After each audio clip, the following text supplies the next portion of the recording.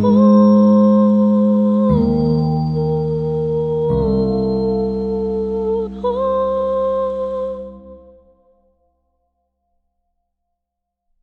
then now we have Dr. Lalitha Sarma ji, and we already got an introduction to her in the past 2 days. If you were there on the first day, you would have seen that when we were going around the museum upstairs, we are very close to a wonderful museum with exhibits in archaeology, culture, and so there are those 108 paintings of Devi, and she was singing something in front of every portrait. So that was so beautiful, that joy that was coming from just looking at the portrait, that she was breaking into Sangeeta. So that was one experience. So I'm looking forward to listening to her. Dr. Lalitha was formerly an assistant professor of English with multiple organizations, including the Indian Naval Academy and Sri Satya Sai Institute of Higher Learning. She taught research methodology and literature to postgrads and professional communication to undergrads. She also supervised the doctoral work of 4 scholars on themes of choice, consent, and complicity in the context of gender studies. All very contemporary. She's a Shakespeare aficionado. Her doctoral studies were in women's studies in English literature. Her thesis, The Eye of Woman Through the Eye of Shakespearean Drama, was an investigation of the nature and locus of the feminine represented in the aesthetic universe of the Shakespearean oeuvre. She had traditional training in Vedanta since childhood. She is an avid storyteller with a deep admiration of timeless Indian wisdom. She has made it her mission to make such knowledge a living edifice that is relevant to solve contemporary societal problems, and she is about to join IIT Mumbai for a postdoctoral stint in Indian knowledge systems. So over to Lalitha ji. I hope you'll also sing in the middle of your presentation.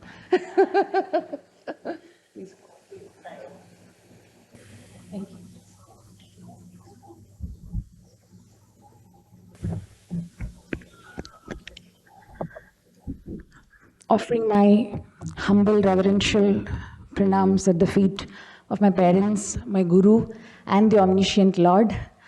I'm very, very grateful to Indika and the erudite curators for giving me this platform to share my thoughts on pedagogy, especially from the Taittirīya Upaniṣad point of view. Choosing a topic on Vedic pedagogy was not easy, because each Upanishad, each Sukta has the scope of being a locus of this study.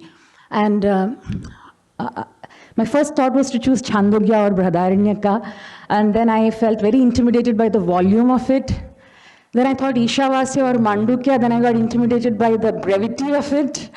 And therefore I came to Katha, because that's the teacher and the taught present there. And then finally I decided, no, Śikṣāvallī is the best place to start. And I just want to start with a caveat. In the duration of the 18 minutes, I will be dealing predominantly with Śikṣāvallī and not so much with Anandavalli and Bhrigu, because the speaker is after me. Thank you so much, thank you. The speakers after me, Munit ji, will be dealing with the Kosha Siddhanta in detail, and it has already been touched upon by many erudite speakers before me. Every Upanishad starts with a Shanti mantra. Sahana vavatu, sahanau bhunaktu, sahaviryam karavavahai, tejasvinavadhitamastu ma vidvishavahai. Om Shanti Shanti Shanti is the Shanti Patha for Śikṣāvallī. You have Shanno Mitra for Anandavalli, and again Sahanavavatu itself for Bhrigu. I think that is the starting point of pedagogy discussion of the Upanishad. To create a classroom environment where learning can happen and the teacher and the taught can together rise in the process of this exchange of wisdom. Like we saw in the Shastrartha Prakatana yesterday, the possibility of unraveling newer interpretations of the same knowledge that the teacher is teaching you can happen only in that harmonious space. So that's what the Shanti Patha does. The Śikṣāvallī opens by saying, Shiksham Vyakhyāsyāmaha Varnaswaraha Matra Balam Samasantanaha. I'm going to teach you the signs of phonetics. Again, yesterday we saw the importance of it, because the the teacher was trying to help the student present the ideas in the correct way. And also we must remember the importance of oral transmission in pedagogy, which was Śrauta Sampradaya alone existed. As ma'am was saying in the earlier session, reading from text is what is very often ruining the process of learning, because we are not engaging with the text in a very intimate way. For example, one of the reasons why I also chose Taittiriya is because as a child I've learned it by listening, and I've heard it, and every time you hear it, there is a new interpretation, there is a new insight that comes. And again, this is sort of helped greatly by the bhashyakaras, the karikas, the tikas that are there. But even if you don't do that, just the recitation itself, repeated recitation itself, unravels newer realms of meaning that are, never paused. Shanti samriddham amritam. Today morning, as I was getting ready, I was listening, and I was like, oh my God, just that one phrase in the Śikṣāvallī can actually show us what a teaching learning process should look like.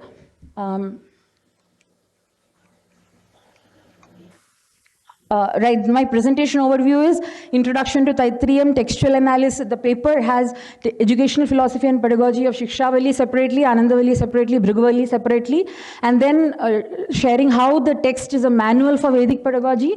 And lastly, a derivative. It's a very vague structure. I'm not superimposing a structure on the Upanishad. I dare not do that. But a quintuple configuration of learning teaching process that leads to the conclusion.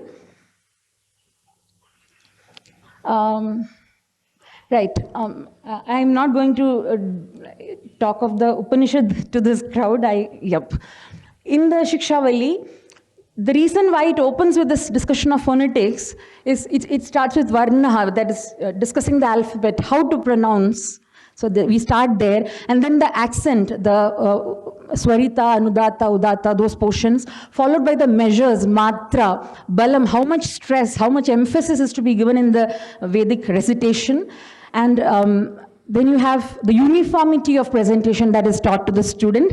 And lastly, how to juxtapose ideas, Samhita Patha, because from Śikṣāvalli's beginning portion on phonetics, the text moves to discussing Samhitas. Pancha Swadhikaraneshu, the 5 major Samhitas are being introduced to the scholar first itself. And in this portion, the contemplation of Samhitas, the student is made to understand the relation between the various components that you find in the world outside of you, and then come to, contemplation of one's own self, the nature of one's own self. And then you have discussions on the importance of health and wealth, the whole portion that starts with Yaschandasa Amrshabho Vishwarupaha Chando Dhyamrtat Sambhabhuva. There you have the discussion on Shrutam me gopaya, may what I'm listening be preserved. So that's a very important thing. And also tato me shriyamavaha. We know what happens when wealth goes to people who are sans wisdom.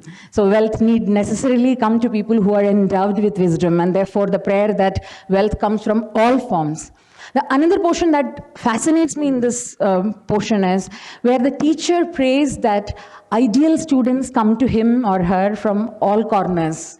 Amayantu brahmacharina swaha, pramayantu brahmacharin. May students who are blessed with dhamma, shama, appropriate students, may they come to me from all quarters. Can you imagine that kind of a student-centered pedagogy where the teacher is waiting for ideal students to come to them, right? That is the second thing. Also, in this Yashandasam Shubho Vishwarupa itself, you pray for Amritasya Devadharuno Bhuyasam. May we, that is a teacher and the taught, be respectable and be blessed with immortality. May my body be fit, shariram me vicharshanam, jihva me madhumattama. May I be blessed with sweetness of speech. These are not things. Yesterday, Dr. Gajam was beautifully speaking about intellectual humility, which is a necessary component. Academic credentials, knowledge is not our ticket to being arrogant, vidya dadati vinayam. So it has to come out only through humility, and that is the only time when knowledge becomes wisdom and is useful not just for the growth of self but also that of the society. Then you have the contemplation of Vyahritis, the contemplation of Brahman in the macrocosm as well as the microcosm, and contemplation of Pranava. I'm not going to go into the philosophical, metaphysical details there. But the reason why I put it there is, as pedagogical tools, the same concept is approached from 4 different perspectives. And dependent on what is the knowledge that you have, you're going to be able to appreciate. If you're a sadhaka who's doing pranava sadhana, then perhaps that is the interpretation that is going to work the best for you. So if you have an analytical mind, if you have an experiential kind of approach, all of that is shown in the Upanishad itself. And then from there, there is this jump to the discussion on duties.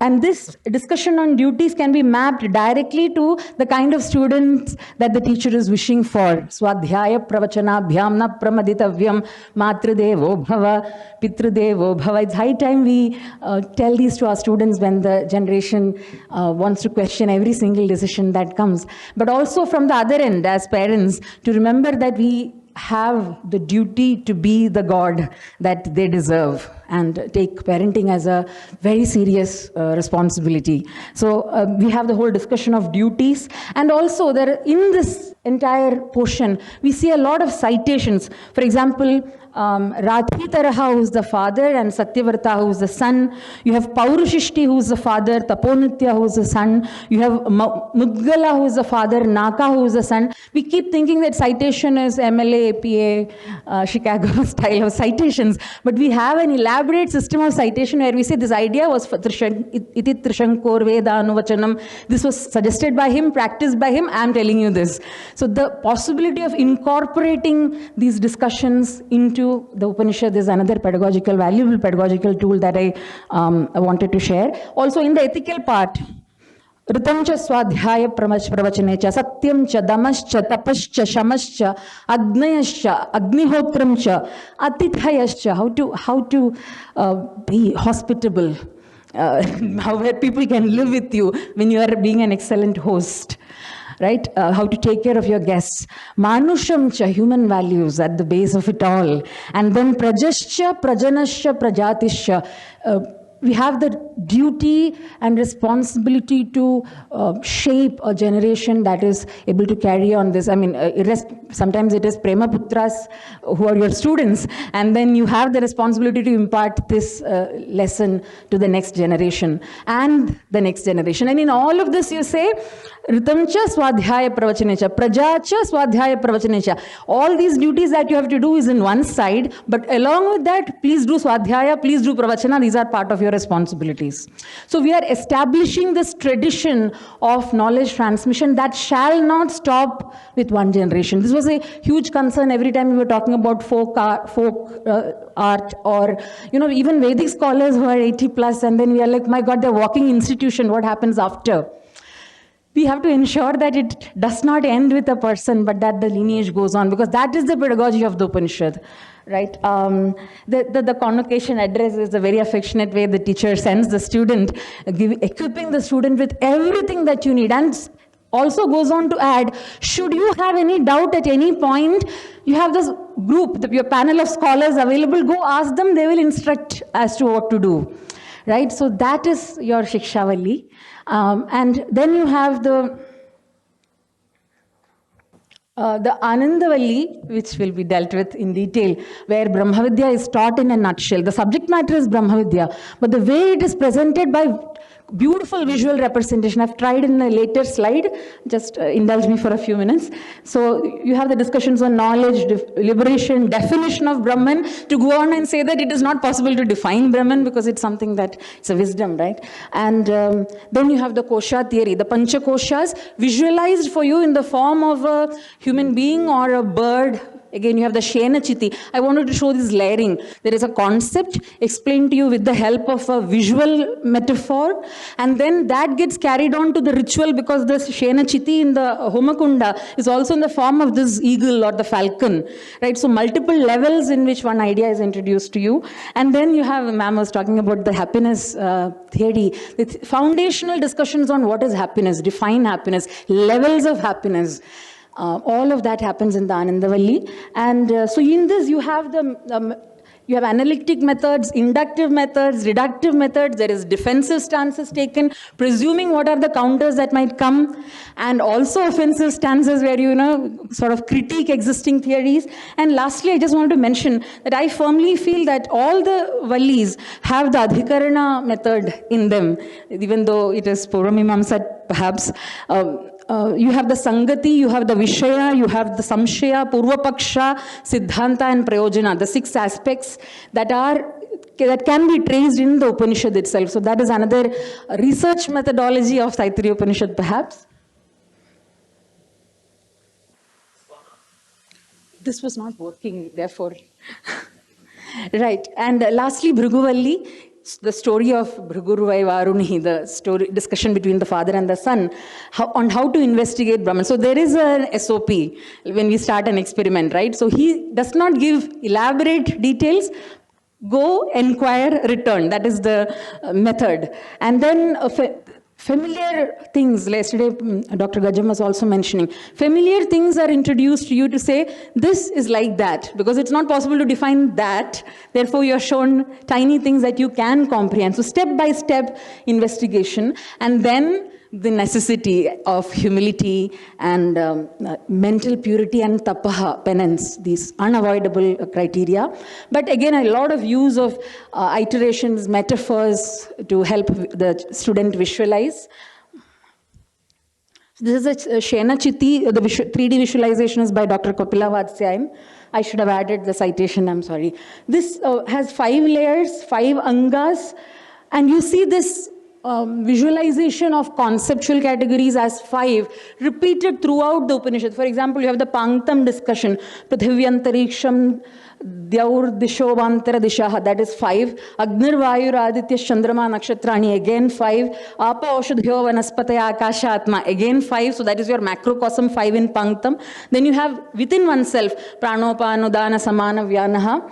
You have Chakshashotram, Mano, Vaktvak, again a 5 category in our own self. Charma Magam Sragasnavas Thimaja. Sorry, I think there's a typo there.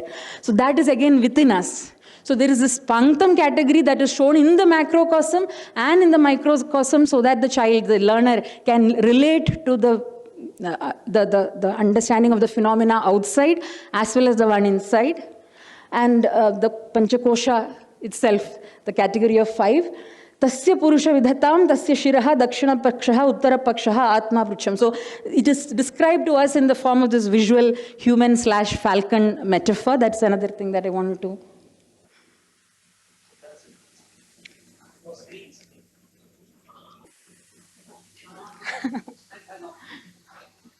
Okay. This is a very finest example of layered learning that is both ennobling and enabling. The child is taught through the Upanishad how to learn. And yes, ma'am, 4 minutes actually. Yesterday somebody was asking, how do we use this in other subjects? Or is it possible to use this kind of a learning in other subjects? It's for us to figure out. I firmly believe that it is, I'm sure, possible to teach mechanical engineering or management or history or whatever is our subjects using these pedagogical tools that has worked.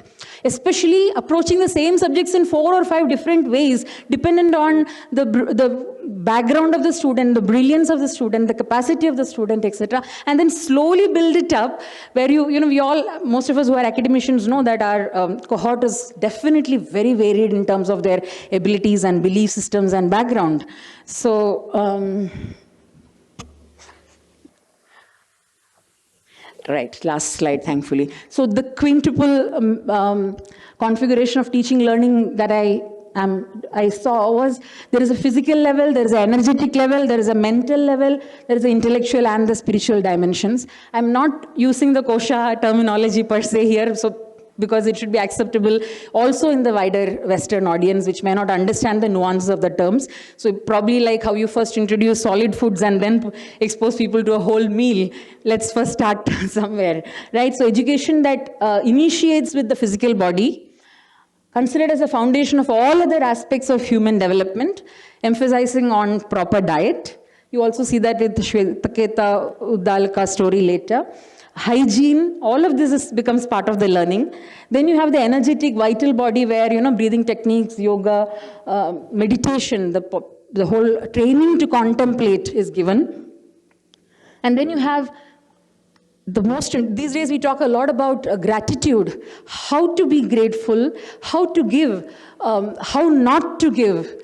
All that is also taught in the Upanishad itself. Shriya Deyam, Hriya Deyam, Samvidad. So each of this is taught to the student as to how to be grateful, how to feel gratitude, how to express gratitude. So that is another thing.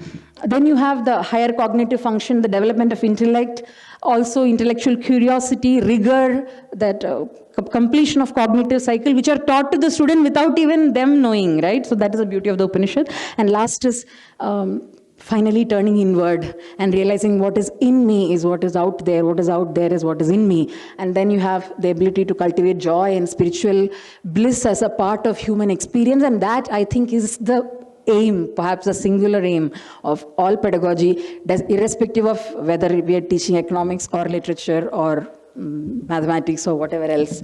So this holistic approach to education, I believe, is a significant contribution to the Bharatiya Chinta Dhara to the world. Thank you so much for your patience.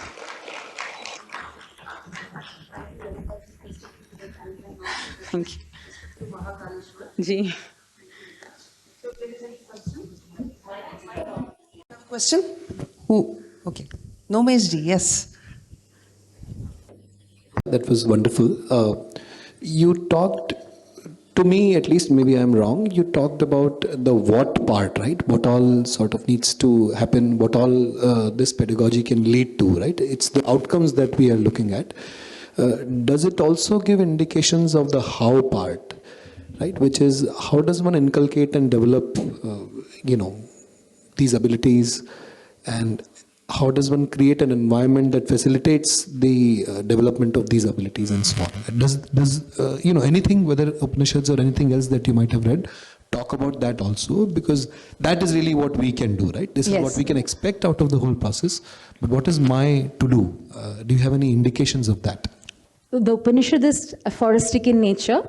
So per se, no. But when you look at Shankara Bhashya or Sureshwaracharya's Vartika, there are discussions where we see how this can be incorporated in a classroom scenario. But we should remember that it is contextual with respect to the time when this Gurukula Adhyayana happened. How do we turn our campuses and classrooms into Gurukula is something that I think we have to figure out.